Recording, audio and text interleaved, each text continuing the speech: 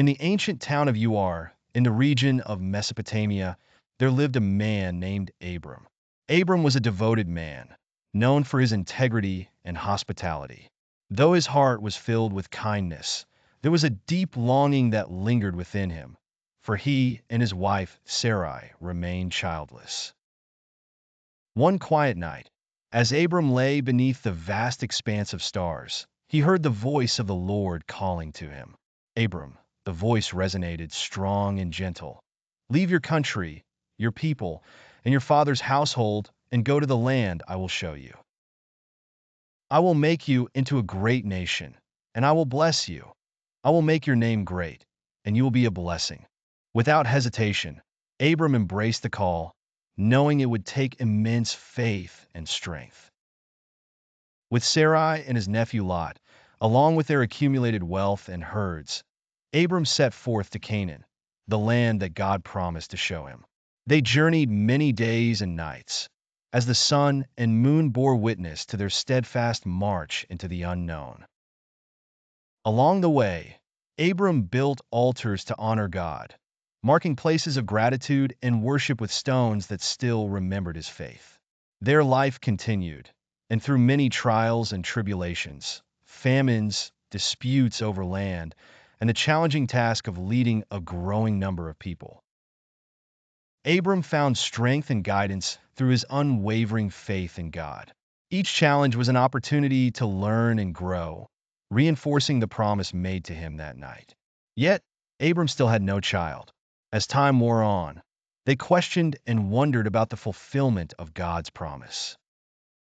It was during one such moment of uncertainty that God appeared to Abram once more, reassuring him with a vision. Look up at the heavens and count the stars. If indeed you can count them, God said, so shall your offspring be. Abram believed the Lord, and his faith was credited to him as righteousness. Sarai, too, wanted to ensure the fulfillment of God's promise and offered her maidservant, Hagar, to bear a child. Thus, Ishmael was born, yet God's plan was more wondrous than they could fathom. Years later, in their old age, God appeared again, changing their names from Abram and Sarai to Abraham and Sarah, and assuring them of the son they would have. The laughter and disbelief they had once at the idea of bearing a child at such an age turned into joy when Isaac, their promised child, was born. The greatest trial of Abraham's faith came when God tested him. Take your son, your only son, Isaac, whom you love, and go to the region of Moriah. Sacrifice him there as a burnt offering on a mountain I will show you, God commanded. Trembling but obedient, Abraham set out with Isaac. With each step, his heart ached, yet his faith in God's goodness and promise prevailed.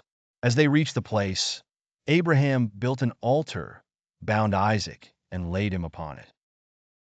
He raised his knife, and in that moment of absolute surrender, the angel of the Lord called out, stopping him. "Do not lay a hand on the boy," the angel exclaimed, knowing now that Abraham's faith did not waver. God provided a ram to sacrifice in Isaac's place, reaffirming Abraham's faith as a cornerstone for future generations.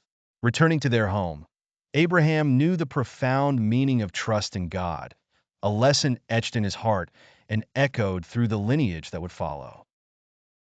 Abraham passed on with the peace of having followed God with unwavering faith, his story continuing as a testament to what it means to walk with God. His legacy, through Isaac and beyond, became a testament of faith, a story told and retold as a reminder of God's promises and the hope they instill.